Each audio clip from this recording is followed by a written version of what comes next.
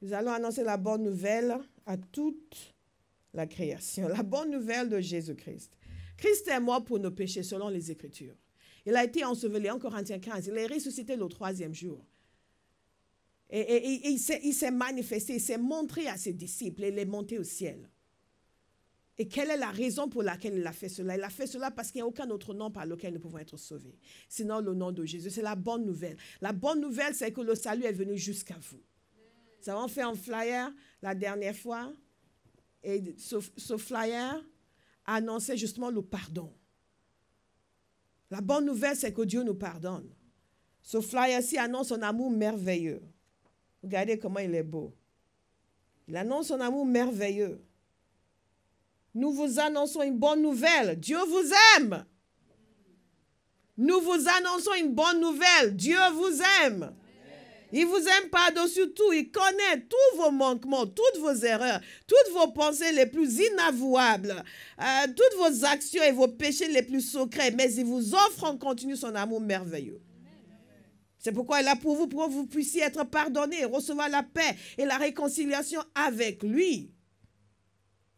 Grâce à son amour merveilleux, Dieu a pourvu la solution. Dieu lui-même, incarné en Jésus, a payé le prix à la croix pour que nous soyons réconciliés avec Dieu. En d'autres termes, il s'est substitué à nous. Il a pris notre châtiment et nous recevons sa paix.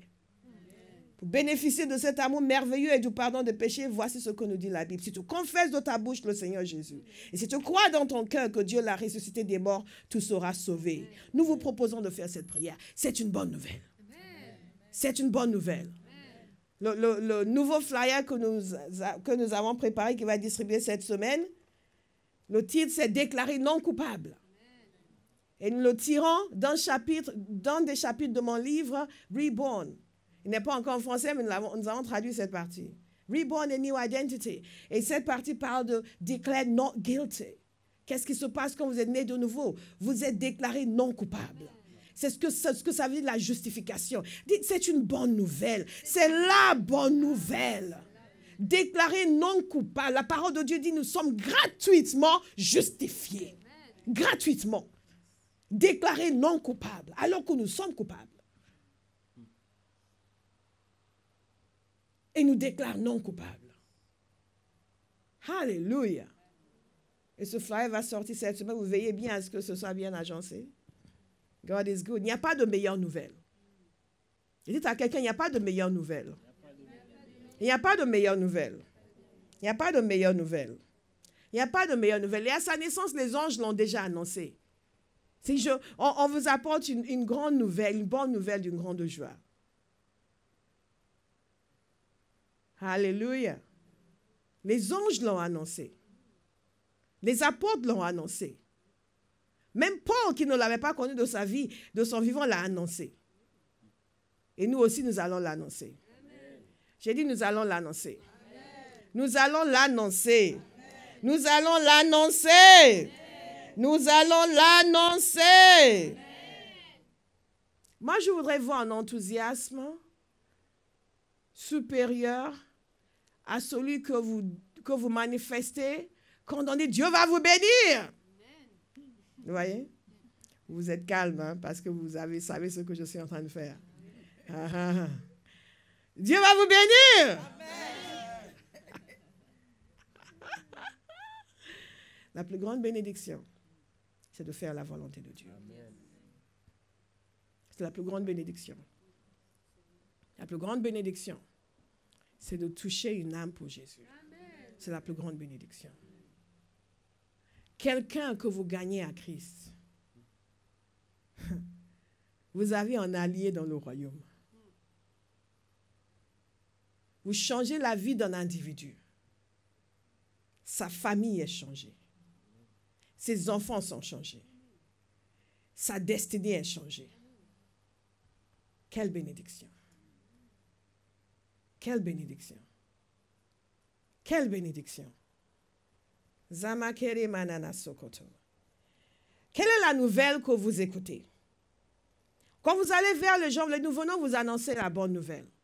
Parce que les gens écoutent toutes sortes de nouvelles. Ils écoutent les nouvelles sur quel chanteur a divorcé cette semaine.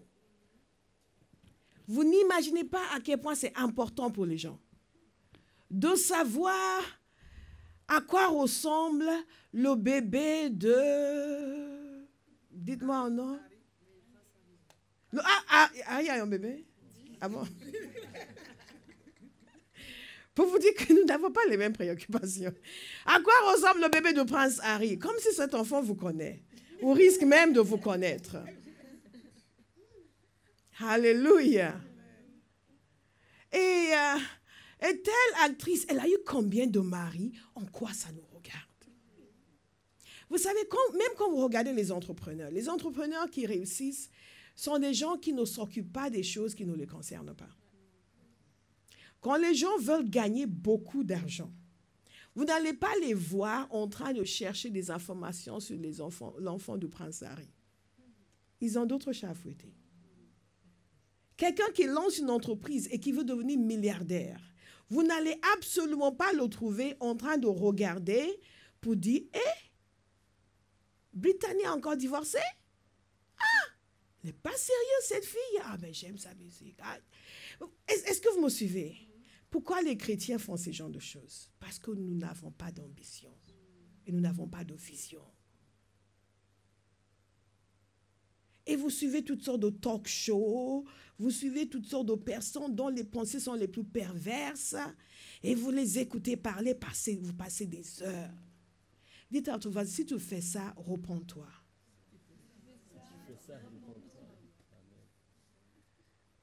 Ce n'est pas digne d'un enfant de Dieu. Il y a des gens qui meurent, qui vont en enfer. Jésus nous a dit d'aller vers eux. Et les chrétiens ont dit, oui, mais moi, je n'ai pas le temps en ce moment d'évangéliser pour pouvoir rentrer vite à la maison pour mettre son feuilleton préféré. Il bat sa femme maintenant. J'ai toujours dit que ce Philippe, il était bizarre. Des heures et des heures. Des informations, des nouvelles qui nous intéressent. Le dernier mannequin à la mode, la nouvelle chanteuse. Tout ce que vous voulez. Des informations sur waouh, qu'est-ce qu'il fait maintenant? Un tel qui ne s'intéresse absolument pas à vous. Et les gens dans le monde sont pris dans ces informations, dans ces nouvelles, et se croient importants et intéressants parce qu'ils peuvent vous dire à quel moment, comment il s'appelle encore ce couple, Angelina Jolie et son ex, à quel moment ils ont divorcé et pourquoi est-ce qu'il l'a trompé. Mais j'ai lu quelque chose là-dessus. Petitesse d'esprit. Petitesse d'esprit. Petitesse d'esprit. Nous sommes nés de Dieu, rachetés, élevés au rang de changeurs de génération. Et nous sommes occupés à suivre les affaires les plus minables des gens les moins importants sur la terre. Si la parole de Dieu nous dit que Jean-Baptiste était le plus grand des prophètes, mais que le plus petit dans le royaume de Dieu est plus grand que lui, et que vous maintenant, que Jésus élève à ce niveau-là, vous vous rabaissez au point de vous intéresser à des petites histoires de ménage des individus qui vivent les vies les plus perverses. Que quelqu'un dise c'est fini. Nous avons des choses sérieuses à faire. Nous avons des choses importantes à faire. Nous avons des choses sérieuses à faire. Nous avons des choses importantes à faire. Alléluia. En regardant vos visages, je sais que je suis en train de cibler juste. Mais c'est bien. Parce que quelque chose doit changer. Quelque chose doit changer. Et parfois, les gens passent leur temps à lire toutes sortes de choses. Quand j'étais petite, il était coutume de lire plusieurs journaux. Mon père avait toujours 3, 4, 5 journaux. Vous ne pouvez pas lire un seul journal, vous lisez plusieurs journaux. Et on pensait qu'on recevait des informations diverses et variées. Mais en fait, au bout d'un moment, en grandissant, j'ai compris que quand vous regardez dans chaque pays, vous avez quelques individus qui détiennent tous les journaux. Vous êtes étonnés. Vous n'imaginez même pas que tel journal, tel magasin, je ne vais pas citer des noms pour que les gens ne nous accusent pas d'hostilité à leur égard, telle revue qui n'a rien à voir avec tel magazine sont détenus par la même maison. Et racontent la politique de la maison. Vous me suivez? C'est comme cela qu'ils arrivent à changer la mentalité d'une nation. qu'ils arrivent à amener les gens à accepter des choses qu'ils n'acceptaient pas avant.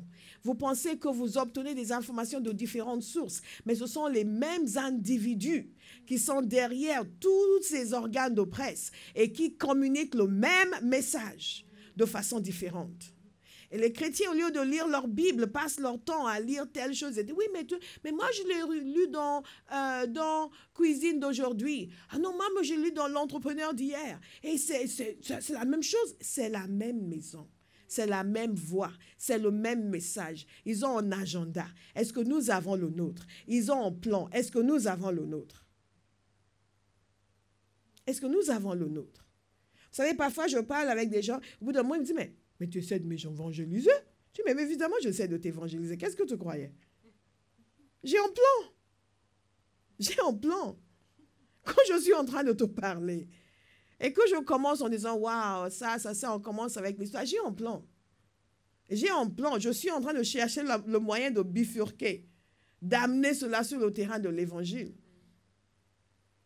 Ah non, mais tu essaies de m'évangéliser. Mais évidemment, j'essaie de t'évangéliser. La prochaine fois que quelqu'un vous dit ça, il dit, mais bien entendu, qu'est-ce que tu crois? C'est ma mission sur terre. J'essaie de t'évangéliser. Sérieusement, je vais essayer encore. Une fois, j'étais dans un avion. C'était très sympa. Et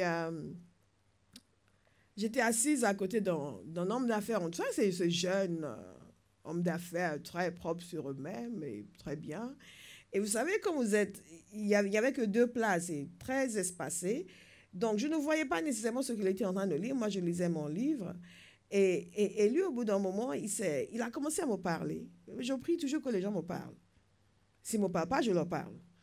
Mais j'aime qu'ils me parlent parce que ça me permet de tout dire. C'est eux qui m'ont parlé. Et à un moment donné, il a commencé à me parler. Et donc, je lui ai répondu. Et dès que j'ai commencé à lui parler, je savais où je voulais aller. En fait, dès que je me suis assise, je savais où je voulais aller. Ce qui est sympathique en voyageant en classe affaires, c'est qu'il n'y a que 2 sièges. Donc, il n'y a pas quelqu'un là qui va être dérangé par votre discussion ou quelqu'un là qui va vouloir sortir pendant que vous parlez à quelqu'un. Vous me suivez? Donc, on ne pouvait pas faire ce long voyage sans que je lui parle de Jésus. Donc, j'ai commencé à lui parler. Et le Seigneur a amené les choses de telle manière que quand on a parlé de l'Évangile avant qu'il ne sache de quoi on parlait. Et au bout d'un moment, il m'a dit, « Waouh, vous êtes forte. » J'ai dit quoi? J'ai dit, mais je ne sais pas comment vous m'avez amené à parler de ces choses. Parce que moi, normalement, quand les gens commencent à me parler de Dieu, j'ai dit, merci Saint-Esprit. C'est ça. Le monde a un plan. Nous devons avoir un plan. Tout ce que vous lisez, il y a un plan derrière. Rien n'est innocent. Ils ont un plan pour nous amener à croire quelque chose, à penser quelque chose, à fonctionner d'une certaine manière. Nous devons avoir un plan dans tout ce que nous faisons pour amener les gens à croire en Christ. Là où vous travaillez, vous devez avoir un plan. Quelqu'un commence à vous parler, vous avez déjà un plan. On vous demande, ça a été ton week-end? Ah, c'était bien. Non, non. Si vous avez un plan, c'était vraiment merveilleux. Le culte était extraordinaire. Ça, c'est quelqu'un qui a un plan. Parce qu'il vous a demandé comment allait être votre week-end. Ne dites pas juste c'était très bien, c'était extraordinaire. Le culte était magnifique. Et le temps de prière, le samedi, waouh, super. Hein? Prière, culte. C'est bon, la porte est ouverte. Il vous a demandé comment était votre week-end. Quand vous avez un plan, vous avez toujours un moyen de parler de Jésus. Nous devons avoir un plan. Nous devons avoir un plan. Et là, je dois accélérer. Mais quand nous avons un plan, on ne peut pas nous faire taire. C'est ce qui s'était passé avec les disciples. On ne pouvait pas les faire taire. On leur a dit, mais vous arrêtez de parler maintenant. Ils ont dit, ah non, non, non, non. On ne peut que dire les choses que nous avons vues et entendues. Je prie que nous soyons tellement saisis par la révélation de la croix, que l'on devienne comme eux. On ne peut que dire que les choses que nous avons entendues et vues et entendues. On ne peut qu'en parler, on ne peut qu'en parler. On ne peut qu'en parler. Je venais hier, il y a un homme qui me faisait des clins d'œil. Mais il en faisait beaucoup. Donc, je le regardais. J'avoue, il faisait des clins d'œil, il faisait beaucoup. Donc, je me suis dit, vous me faites des clins d'œil. Vous me faites des clins d'œil. Et il s'est arrêté brusquement. Je vous saluais. Ah, c'est comme ça que vous saluez en faisant des clins d'œil? Oui, aux Antilles, ah, vous êtes Antillais. Donc, aux Antilles, vous saluez les gens en faisant des clins d'œil. Il m'a dit, oui, vous n'êtes pas Antillais. Je ne suis pas Antillais. Ah, je pensais que vous étiez Antillais. Non, pas du tout. Par contre, je suis pasteur, je vais vous inviter à l'église. Et il a commencé à me dire, oui, il va à telle chapelle, il va à tel endroit, il va à Chardin. Si vous êtes à Paris, venez ici, le cinéma est à côté, venez. Ah non, mais moi, je vais là-bas juste pour ce reste. C'est pas parce que je faisais des clins d'œil que... Non, vous m'avez fait des clins d'œil, on s'est arrêté, maintenant on discute et je vous invite à l'église. Vous me suivez? Ne partez pas fâchés parce que quelqu'un vous fait des clins d'œil. Mais il me prend pourquoi? Non, retournez, monsieur, vous me faites des clins d'œil. Bonjour, moi je voudrais vous parler de Jésus. Simple, quand vous avez un plan, est-ce que vous avez un plan? Est-ce que vous avez un plan? Ne soyez pas étonnés de le voir ici, ce monsieur qui me faisait des clins d'œil. Parce que il a voulu tout de suite se défendre de manque de foi, mais qu'importe. Où est le problème? Il m'a fait des clins d'œil, je l'invite à l'église. Que nos yeux soient ouverts pour comprendre la vérité de cette grande nouvelle de victoire absolue. Que cela puisse remplir nos cœurs, façonner nos vies et susciter notre zèle. Susciter notre zèle. Nous ne pouvons plus nous taire. Donc, il a dit, allez dans le monde entier et annoncer la bonne nouvelle. À qui? À qui? À qui?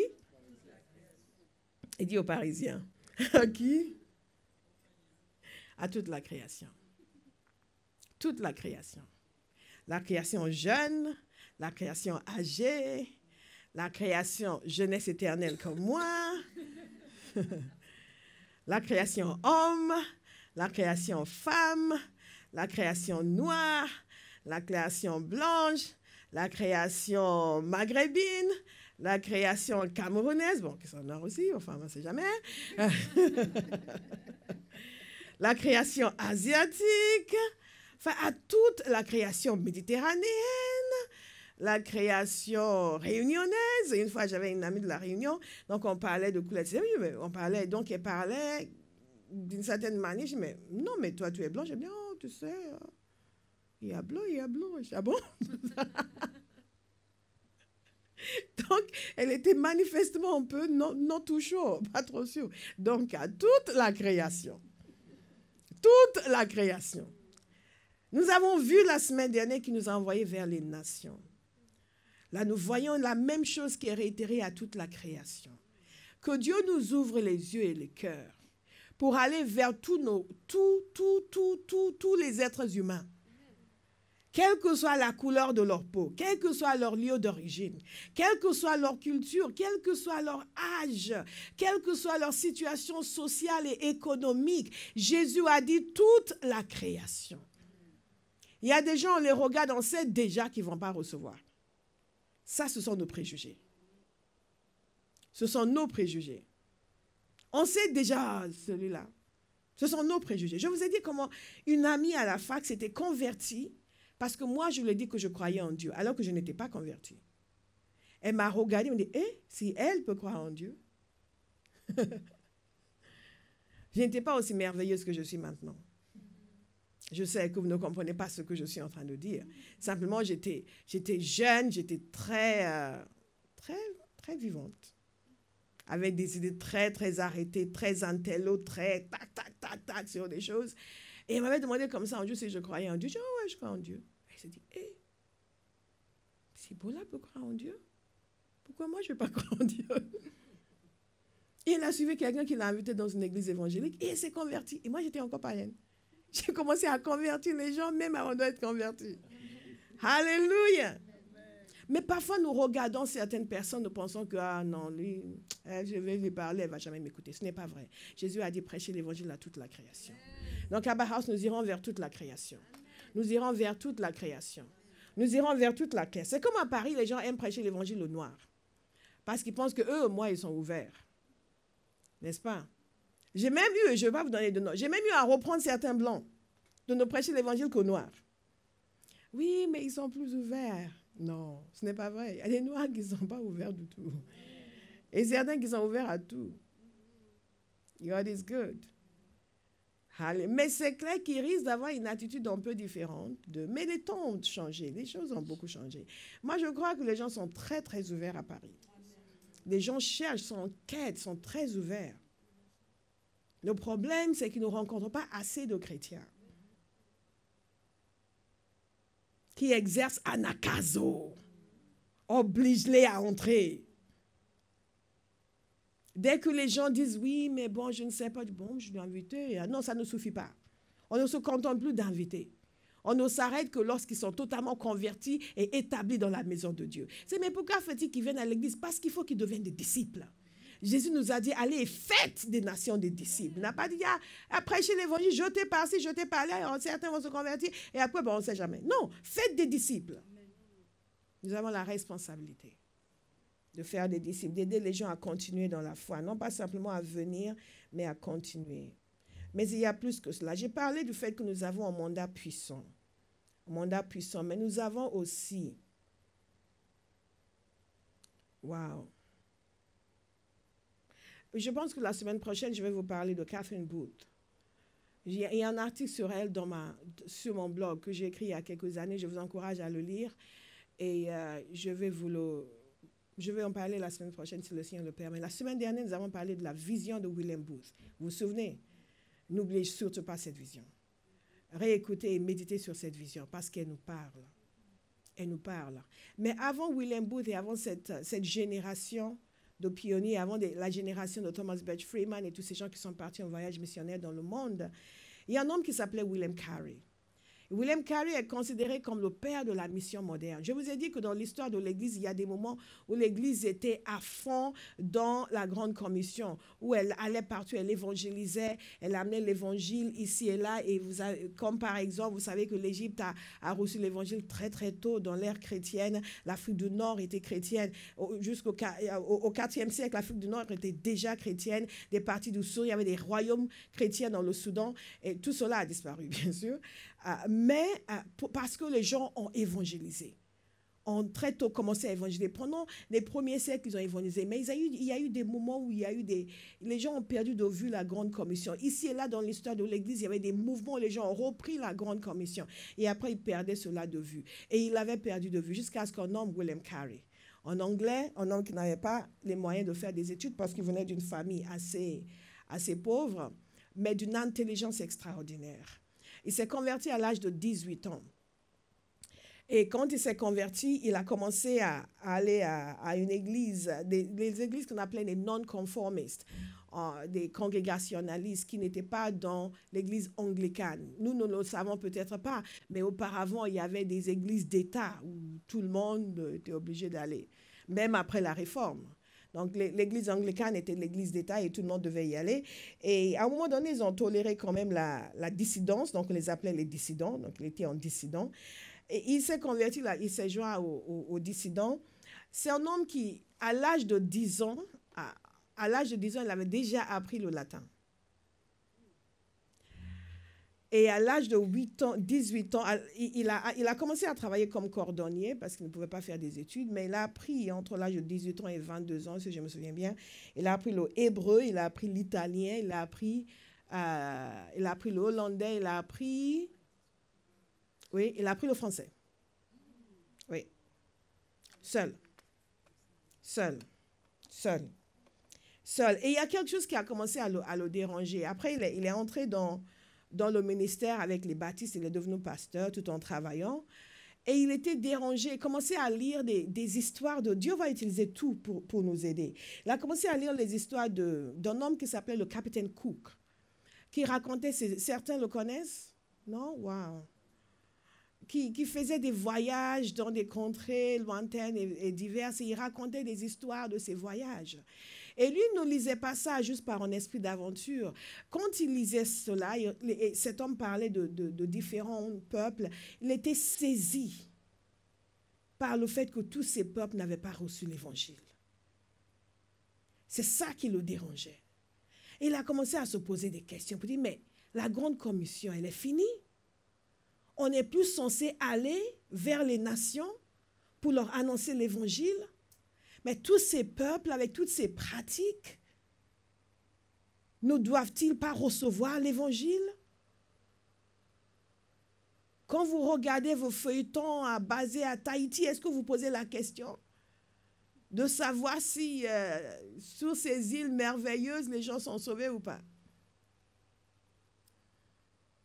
Et lui, ça a commencé à le déranger. Ils ont fait à une réunion des serviteurs de Dieu, des baptistes. Il devait proposer des questions de discussion. Lui, il a proposé cela pour savoir si la grande commission est encore actuelle. Est-ce que nous ne sommes pas censés aller vers les peuples païens pour leur annoncer l'évangile? Et il y a un vieux pasteur qui l'a dit, tais-toi, jeune homme, assieds-toi, jeune homme. Quand Dieu voudra sauver les païens, il pourra le faire sans te consulter, ni toi ni moi. Il le fera sans ton aide, ni la mienne. Nous ne le disons pas, mais c'est notre attitude. L'église aujourd'hui à Paris, nous pensons que si Dieu va sauver les Parisiens, il le fera. Hein. Et nous demandons au Seigneur, sauve Paris, sauve Paris, sauve Paris. Sauve, touche-les, touche-les. Alléluia. Et il lui a dit non, si Dieu veut le sauver, quand Dieu sera prêt à sauver les païens, il le fera sans ton aide ni la mienne. Et lui ne pouvait pas se contenter de ça. Il s'est assis, il a commencé à réfléchir, il a commencé à prier. Il dit non, non, non, nous sommes censés, la grande commission est encore d'actualité. Dites à quelqu'un, elle est encore d'actualité.